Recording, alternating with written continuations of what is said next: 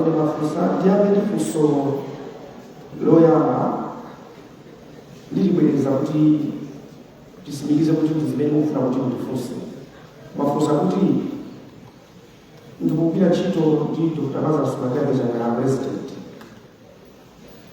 chandipanisa ndi chani kuti ndiyime omwe ndikugwira nawo ntchito a Dr. Lazarus Madebe Changala ndikutengere mbuyo ndi a president amawali Congress Party ine ndi president wa USAID Changala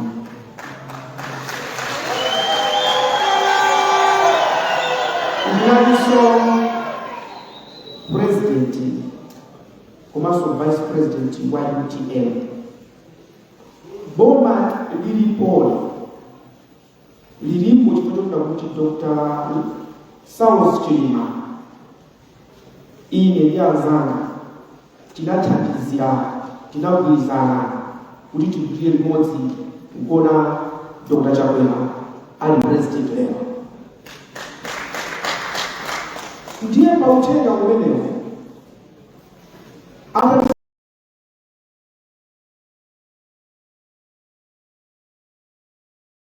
vice president panalibe kugwirizana kuti iweyo uzakhala kandidate wanga unali kuti iweyo ndi vice president wa dziko sizangala ukakuyendesa dziko kusiyanisa ntchito za boma ndi za dziko. Number 2, Chakwera ndi Chakwera, usi ndi usi. Boma timayang'ana zinthu mosiyana pena kufanana. Isi chifukwa ndiye kupikisana nawo kuti ineyo sitili kuchipata cha Malawi Congress Party. I'm not challenging him. I'm competing with him.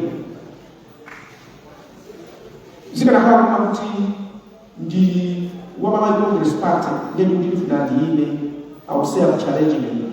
Kombatile wa ojaza challenge mlango. I'm competing with him.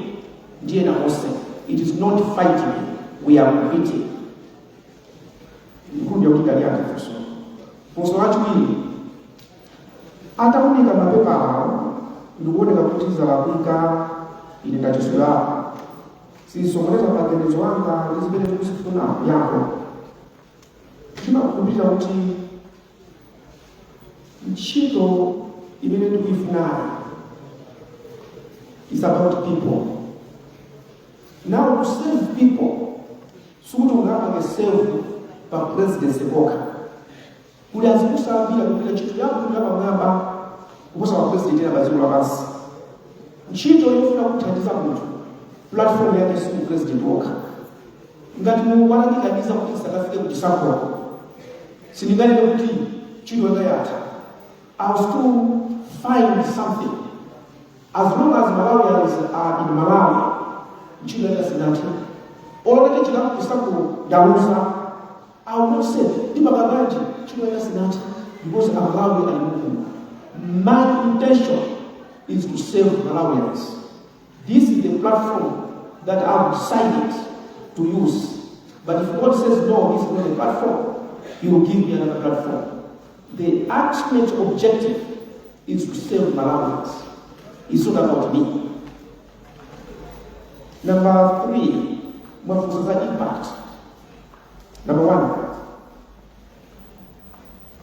ile sitimafuna kisawa komanso mafuna kuti chimene chachitikwa tutaganizidwa chichitike. A president anasankha kukhala Minister of State for Public Service Delivery ndikudinwa ukulu umene ukupasa mphamvu kupita kuna wina uliwonse kukaona zikuchitika chake. You may take that as a theoretical perspective. Now let me come to practical. Mukudziwa kuti kundirane kuli bridge yochokera naso kumene kujapo anthu Malawi mabwana ena anakukusa azungu amene amasangalala kuti bridge imangidwe amafuna kuti abenawo apange katakata mpaka azungu ananyanya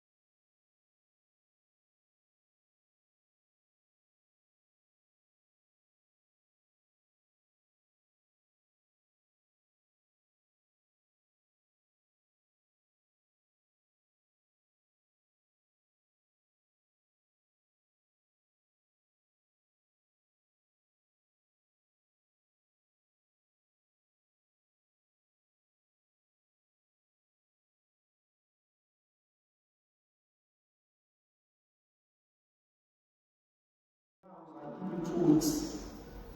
Chifana bakadiscover kuti chimene chikuchitika ndi chinyengo. And they knew kuti I knew kuti uyo within 2 weeks anamaliza. Leo the High Court Commercial Division bwana president wata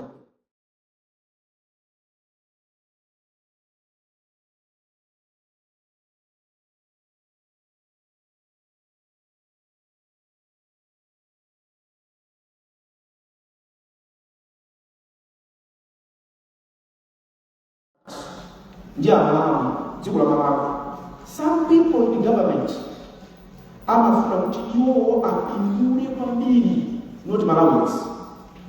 Ndine amene nayitanisa azikhale ngoma a minister of mining ndi presidential delivery unit. Ndikulamula kuti miyala iyi isakusimeso mupange review a president kuvomera chinaenda viral pa dziko lapansi. Ninachoka kupita kudziko lina azungumene kuti this is good. Amene amati tikwanada a Facebook channel anali Malawi amene mapindula. And let me tell you, if I had powers, anthu amene ota izimoni sikuweza kuyesimba kwawo kuweza kuja kudaiwa ndeni I would have arrested them. But mphamvu zanga zimaneneza bila kanja. So niko kwa those three. Ndiye nalifunza kuti what should Malawians expect at Abusankani kala president? Order. Na kama kuti alise kale mbuto yake. Itunatwakana. Mbuto yake ndivene nawe. If I come to tell you upange wakuti mwasiya ukala mwakana. Ndaba kupasa yunga tukuti aposta tima chito. And that's what's happening in the government. You have somebody amena ndindo kuchipani. Sisi nayemelera. Chifukwa kufauna kuti alikuwa kuchipani. Amalomelera kusachituza mphamvu za kuchipani, kuti chito za boma izipani makuti ulikota kuzapase izitile makuti. That is why I went to Anti-Corruption Bureau and told my Anti-Corruption Bureau director, uzafaweka, uzalwamana uzafanywa judgment limu weka. Arrest aliyese kadimuna, kasimuna, amenisa kuchitabuka. Now, if I become president, so arrest Babuti, I will tell the Anti-Corruption Bureau director.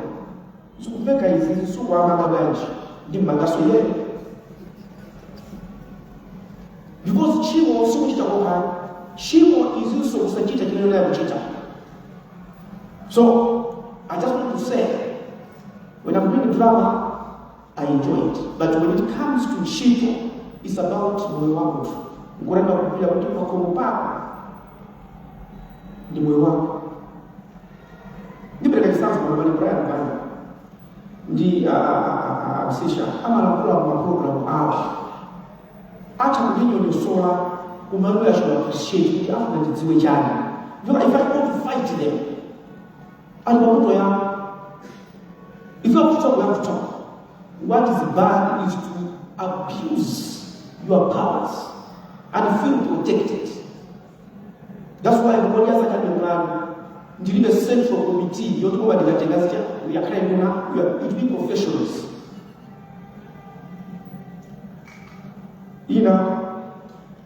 When I just move back, we are going to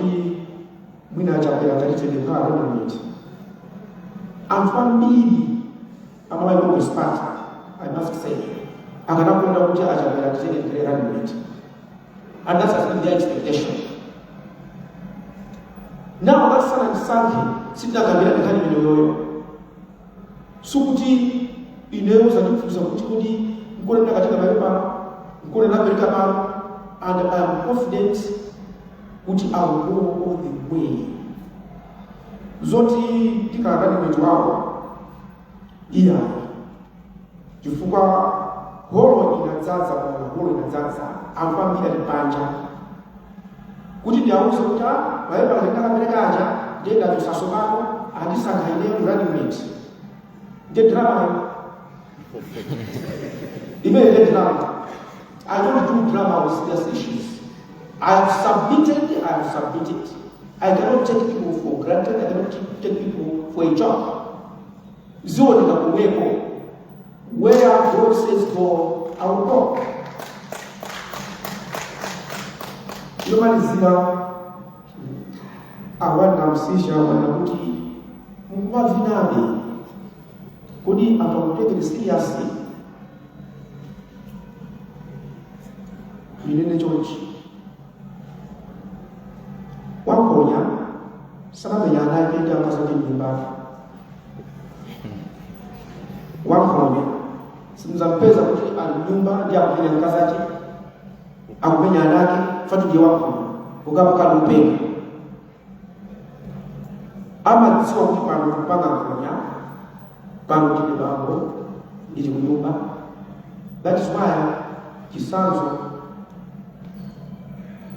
moyo wanga kuadra na karazaka 25 bila chito inalipo tawi Madam Joyce Banda president makwara na kuta zika kuta mbono. I brought Mabedi makwara worth 6.4 billion.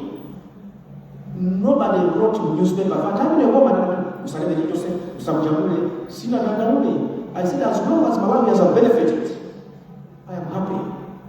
So ni mtu akolekeza kuti iza drama, isiza drama. Jirani kalichwa mpanga sura kama musu. That was a drama. If you see me today in which one and somebody thinks this is drama, let him watch the drama and see where it's going to end. Today, if you see me in the ritual and you say, drama is here, to further here, I invite you to watch that drama and see where it's going to end. It could be out here that that was let's pray. Mr. Vice President, pali mpaizi kamba pakati pa Malawi kuti mumatenga mkaiko kaboma asilikali kwa kulanguku kusika. Amhamada na wati is that a wastage ya misonga Malawi wena Malawi kusoa zofunikira za mbili. Tunafuna kumvetse kuti kabila mwana kumvetsa ni bino Malawi ya something is there something that we are missing? Because of the whole convoy kupita kusika kama kula kuku basi kwenda nyumba. So probably Mr. Brian and yake kusolele unatoa bidhaa.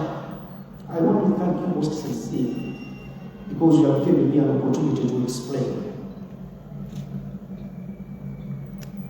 Pali kizungu tukabaka maza kitu kiko amena na masters systematic cultural development anthropology where you transact with reality.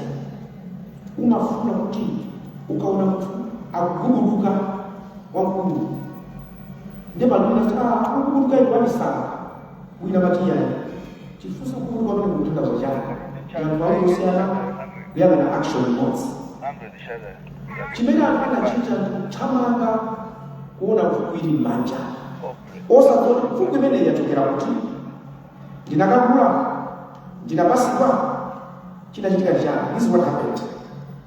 Kulowe market kunali chikwirikiti pakati pa anzatu aku Tanzania ndi Amalawi pakati ya malonda zinafika kuipa muna kuti izimai kuweza nakugera kuchakwenda kumaita bisika mbwere muloko muzatira mvule kifua anzatu ena afuna panga za upanga linapita intel inalikwenda kuti kunali tension. That is why I thought Asilikali believe because the outcome seems to go to Kabash. Asilikali mejasianga watu kuenda nao anga na lochepa amina ajawa na station kuwepo amaona za mtendero wa kusika uti kodi zimene zizi tawaji koma kani yosikali kunayo kwa public inali utitira kulani kutipitapo timalizane zimene tinachita otuluka ndakumana ndi mwana kakakazi atanyamula mafuta mukandikule mfuku ine tukwafurume chakulya